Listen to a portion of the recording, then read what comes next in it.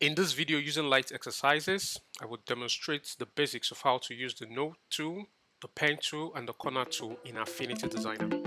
Let's dive right in. In one of my videos to help you get started, I talked about understanding the tools and user interface in Affinity Designer. You can click on the link above somewhere here or here to watch so you don't get to miss out on any step. So today I want us to have in mind that we are working in the vector persona or design based persona, and we'll be focusing on the tools, specifically the node tool, the pencil tool, the pen tool rather, and the corner tool. There's also something that is worthy of note right here. The pen tool draw nodes, the node tool edit nodes, and the corner tool smoothens nodes. And for you to activate your pen tool, all you need to do is press P on your keyboard and your pen tool will be activated, as you can see right here. For you to activate your node tool, all you need to click is A and your node tool will be activated. As you can see right here, the cursor icon had actually changed to this form. But there's something peculiar about the corner tool. When you activate the corner tool, the cursor does not change. What just happens is the corner tool indicates that it is activated. However, the cursor icon would not change, just like we can see. So if you press C, you'll be activating your corner tool, but the cursor icon will not change. Having established that, let us dive right in to see some of the ways we use the node tool and the pen tool in the course of design. Pretty much this is a basic approach that could lay the foundation for other complex vector related designs where you have to be interacting with your nodes, your pencil, and your corner tools. First off, with the use of our pen tool selected right here, we can create the state line by clicking at one end within your canvas, holding down shift and clicking on another end within your canvas. You can decide to create another node within this line you created or within this curve you've created by simply clicking on anywhere along the line of the curve once, and there you have it. Now we have a fresh node on our line or on our curve. Now with this node created, we can decide to change this line into a curve. What do we do at this point? We activate our node tool. Remember, to activate your node tool, you either come to this vector tool area and click the node icon, or you punch A on your keyboard and your node tool will be activated. So highlighting one of the nodes you wish to work on part time or adjust part time, you can shift this way or that way or that way. So let's assume this is the node we're working on part time and I have moved it. You would notice from the usual things we would see, especially in complex designs, this is supposed to have handles at this point in time. But right now, what we have right now is a sharp edge or a sharp corner node. So for us to make it a rounded corner node or a smoother corner node, we need to come to this convert icon here and make it smooth. As you can see, it has activated the smooth corner within the curve on that particular point where we have that node. Now, at this point, we can decide that we want the handles. These are the handles here, the handles of this particular node.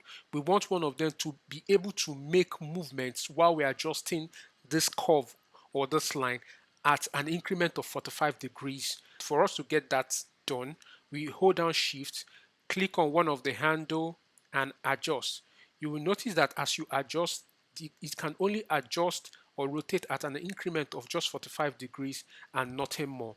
So depending on where this particular principle or where this particular technique applies, remember this is how you apply it. You hold down shift, you move one of the handle of the node you have selected and you rotate at an increment of 45 degrees.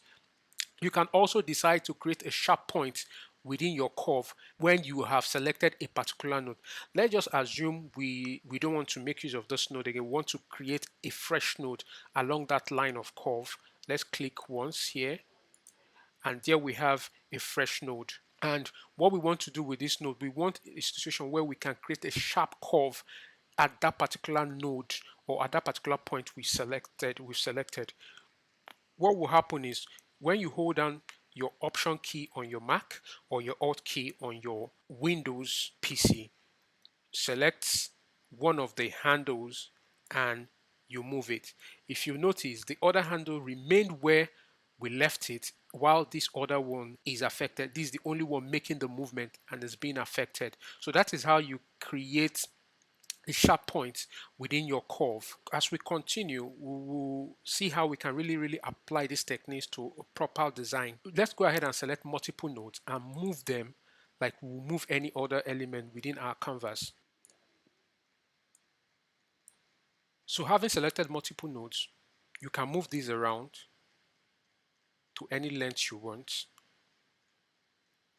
and you can continue this line of curve by selecting the end of one of the nodes and then going to your pen to clicking on anywhere on the canvas, and the lines would connect, and you can close this line by joining at the point where the line or the node is highlighted red, and there you go. So this is just a basics or a foundation to you having to understand the bits or the basics around nodes, the pen tool, how they interact, and so on. Let's go ahead and see how we can demonstrate or put these techniques, these basic techniques we've learned to use. Already, when we started this video, we mentioned you can create a straight line by clicking on the pen tool, clicking somewhere at the point within your canvas, clicking on another point within the canvas, and you create a straight line. That's pretty much straightforward. Now, let's try and create a zigzag using the same principle or technique. One point here, one point here, one point here, one point here, one point here, one point here, and there you have it. So there we have it. We've been able to create a zigzag using those basic techniques we had mentioned earlier. Let's create a curve using the same technique. We start with one point here, just like we'll create a straight line, another point here. We switch over to our node and we decide to create a point. You can either do it this way, create a point, click on the smooth curve and move it, or with your pen tool, click on one point, and as you're clicking on the next point, you drag to create a curve. That's how you create a curve. Now let's look at creating geometric shapes using the pen tool. Let's assume we want to create an octagon, which is an 8-sided shape, geometric shape.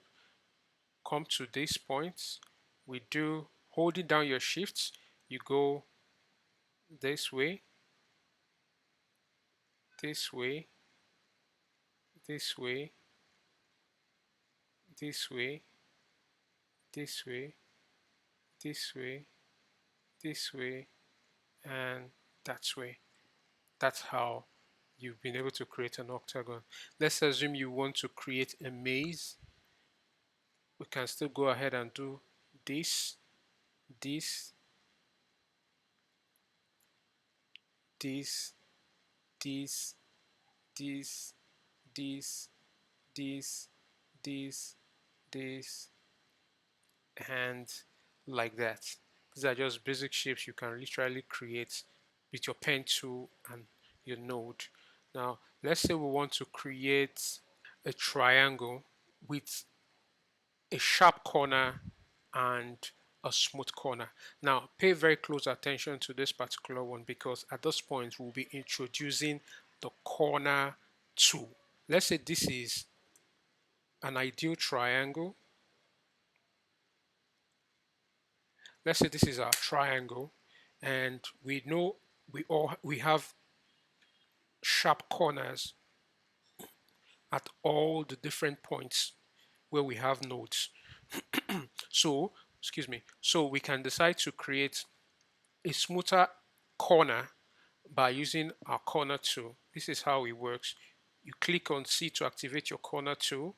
You select the node you want to work on, then you drag This is how you would create a corner tool. Alternatively, you can decide to create a corner tool this way, duplicate this shape, come back to your node tool, take it back to the position, take it back to that position, and the next thing you do is you hit on the smooth tool right at the top of your canvas, and you will have something like this. Then you can now begin to adjust the arm to look like what you have in mind. All right, so these are just the basic principles around the node tool, the pen tool, and the corner tool. Now if we want to apply some of the things we've mentioned earlier, like having a particular node, having the handle of a particular node rotate at only 45 degrees increment. All we need to do is hold down the shift, pick this handle here, and as we move it, you will realize that it's going at only 45 degrees and nothing more. Yeah, that's great. And if we want to apply the part where I mentioned creating a sharp point within your curve, all you need to do is hold down your Alt key, and as you click on one of the handle and move, you realize that you will create a sharp point. And as you can see, it's more or less like helping us create something around that edge that we wouldn't have actually created by just merely trying to move the handle without activating a sharp end. That being said, this captures in a bit some of the ways you can demonstrate how to use um, these basic tools called the pen tool, node tool, corner tool in your vector designs and in creating geometric shapes. And this also applies when you need to trace out logos and shapes and or whatnot, especially when you need to talk about converting a raster logo into a vector logo. These tools will literally come in handy at this point, so it's important we pay a very close attention to these basic principles because they go a long way.